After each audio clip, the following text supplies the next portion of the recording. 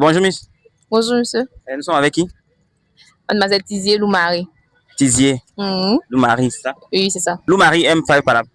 Non, non, pas du tout. Est-ce que Marie, c'est pas vite? Non, pas vraiment, un peu. Est-ce qu'elle arrive à pardonner? Oui, oui, oui, bien sûr. Marie est un cas à prendre ou bien elle est déjà occupée?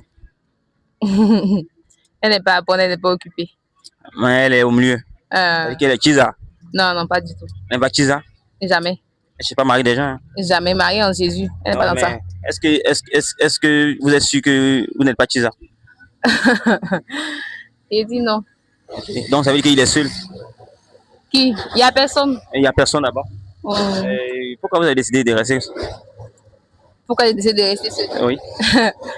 Parce que j'ai donné la vie à Jésus. Vous avez donné votre vie à Jésus? Effectivement. Qui est la mère de Jésus alors?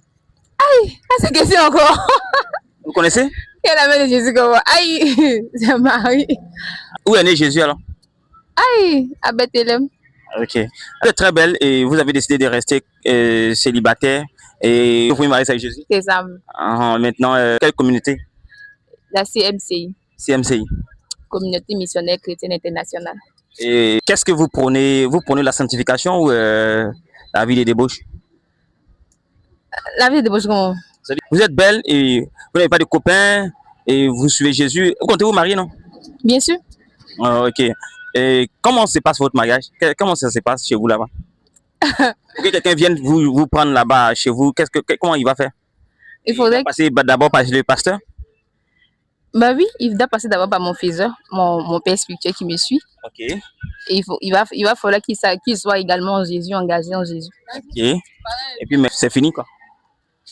Non, c'est pas fini. Après ça, il y a des processus à suivre. Est-ce que Païen peut te prendre? Non, pas du tout. Païen ne peut pas te prendre? On veut dire que vous sortez n'importe qui peut vous arrêter? Non. Mais comment vous pouvez savoir que celui-là, il est en Jésus? Comment ça va qu'il est en Jésus? C'est pas compliqué. C'est pas compliqué. Vous arrivez à lire? Non, pas à lire. Je vais pas te voir dès que je te vois. Je te dis que toi, t'es en Jésus. Hein, donc, c'est bon. Non, non. Ça va dépendre de ce qu'il dit. Non, pas forcément ce qu'il dit. Mais ça, je veux connaître forcément sa vie, n'est-ce pas? Vous connaissez sa vie. Mais s'il vous cache sa vie, qu'est-ce que vous allez faire alors? Ne veux pas me cacher. Je ne veux pas me marier n'importe comment avec n'importe qui. Donc, ça veut dire que vous faites... Il doit être... Un frère d'abord? Oui, forcément. Mais si quelqu'un vous aime, il va dans votre église, il devient frère. Il peut vous marier? Ça dépend. Je ne sais pas à cause de moi il est parti. Donc, il peut partir à cause de vous et puis devenir, gens vous prendre et puis vous faire sortir, non? Non, il ne doit pas aller à cause de moi, il doit aller à cause de Jésus. Il doit aller d'abord à cause de Jésus. Parce qu'il a donné sa vie à Jésus, il veut songer, il veut appartenir à Jésus, il veut le suivre. Pas parce qu'à cause de moi. Mais qu'est-ce que vous pouvez dire des sœurs qui, en réalité, qui sortent avec le mari des gens en décembre et puis elles demandent l'argent au mari des gens? Elles sont chisa et puis elles demandent l'argent au mari des gens. Qu'est-ce que vous pensez d'elles? Elles sont quoi? Elles sont les chisa au dehors et puis elles demandent l'argent au mari des gens. C'est pas bon, c'est le péché. Si elles meurent, on en fait. Elles vont en enfer? Effectivement. Ok, il n'y a pas de souci. Bon, ça veut dire que vous mourrez, vous partez au paradis? Forcément. Vous êtes certain que vous partez au paradis? Oui. Mais comment on peut savoir si on va au paradis quand on vit comme ça? Parce que j'ai réglé ma vie avec Jésus. Mais est-ce que Jésus, quand vous venez, vous demandez pardon à Jésus et puis en même temps, Jésus vient? Non, oui. Et donc, il est en vous? Bien sûr, il est en moi. Et comment tu sais? Parce que je sais qu'il est en moi. Il n'est pas caché. Jésus ne se cache pas. Vous voyez Jésus? Je l'entends, je le vois. Vous l'entendez? Oui. Il me parle. Il est où alors actuellement? Il est où? Il a d'autres questions là. C'est bon. Waouh! Mais c'est étonnant qu'elle dit qu'elle voit Jésus. Non, je le vois, je dis pas que je le vois de façon physique. Vous voyez dans le rêve, c'est ça? Pas dans les rêves. Oh, bah non. C'est les sentiments, quoi.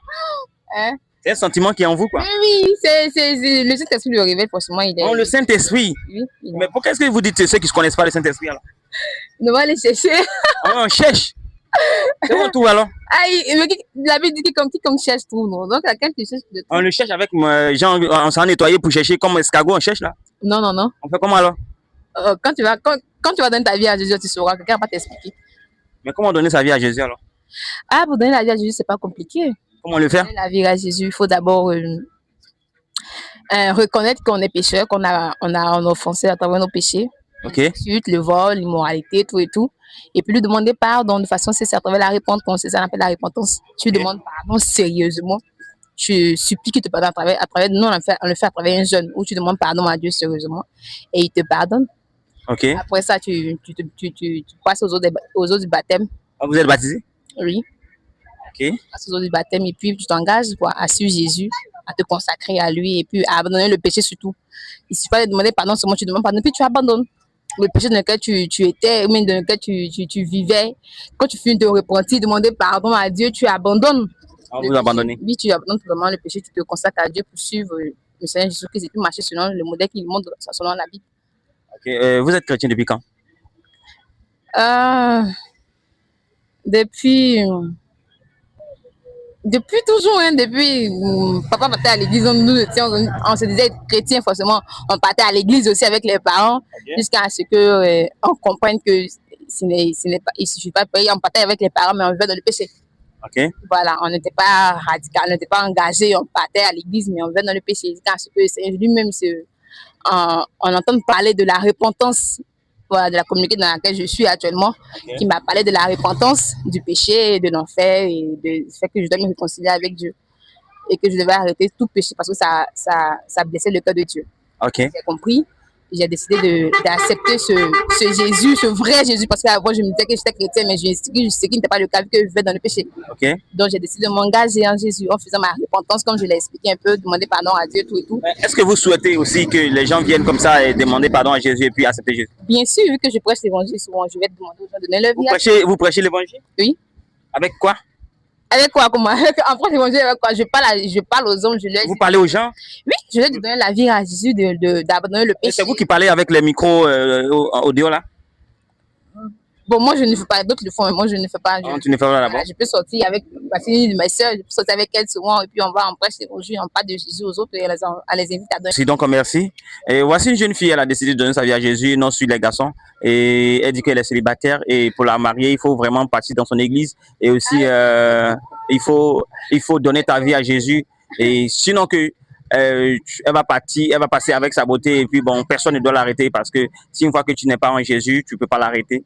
Et pour savoir aussi que tu es en Jésus, tu vas dans sa communauté pour vraiment s'y t'engager, demander pardon à Jésus pour tes péchés, et puis aussi, après, maintenant te consacrer, changer de vie. Donc c'est ce qu'elle a expliqué.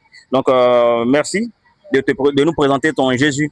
Et on espère aussi que peut-être Jésus va venir aussi dans la vie de toutes ces personnes qui vont regarder la vidéo. Qui viennent dans leur vie, qui donnent leur vie à Jésus, il n'y a rien. Est-ce que les musulmans aussi peuvent accepter Jésus? Bien sûr. Jésus n'est pas venu pour la religion, il est venu pour tout le monde. Donc, que tu sois musulman, tu peux donner ta vie à Jésus. Pour vous, est-ce que Jésus est Dieu? Oui, Jésus est Dieu. Et qu'est-ce que tu penses des débats qui font Jésus n'est pas Dieu, Jésus est Dieu? Bon, non, je ne suis pas trop dans les débats. Quand je vais prêcher souvent l'évangile, je ne discute pas avec les gens pour dire que Jésus n'est pas Dieu. Non, je te présente juste la Bible, je te présente les versets qui peuvent peut-être aider à comprendre. Okay. Voilà, donc tu as le droit de comprendre. Si tu persistes, tu fais que tu veux faire un débat, si je te donne la Bible, tu vas la lire. Tout ça. Ok, il n'y a pas de souci. Donc, merci de passer à notre micro-trottoir. Et on est fiers de voir aussi une jolie fille très belle qui a décidé de donner sa vie à Jésus, ne pas aller dans les maquis, dans les bars. Vous partez dans les maquis, non? Non, pas du tout. Vous avez décidé de même ne pas avoir copain. Voilà, ben là, il faut être en Jésus pour supporter ça, parce que là, ça c'est puissant. Okay. Donnez aussi vos vies à Jésus. Hein. De donner ma vie à Jésus, ben, je l'ai déjà fait. Ah bon, hein? Ouais. C'est très bien. Ça veut dire que vous avez fini avec le péché. Mais vous n'avez pas vu ça chez mon frère? Non, je n'ai pas vu. Ok. Donc, vous pouvez voir si mon frère, quand vous me regardez, est-ce que je n'ai pas donné ma vie à Jésus? Qu'est-ce que Jésus vous dit? Qu'est-ce qu'il me dit? Non, il veut pas me parler sur ta vie. Hein. Il ne veut pas te parler sur ma vie. Oh. Mais quand tu me vois, est-ce que je ressemble à quelqu'un qui est scientifique? Qui est scientifique.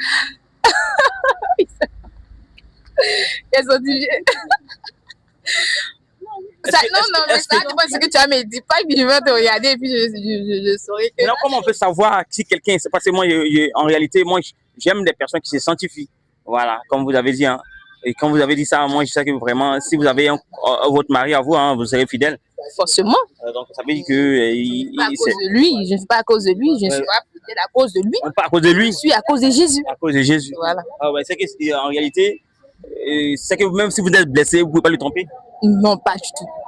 Donc, ça veut dire que c'est pour Jésus que vous vivez. Bien sûr. Même si quelqu'un vous fait du mal, vous vivez toujours pour Jésus. Oui. Qu'est-ce que tu penses des femmes qui disent non, si m'a trompé, je le trompe?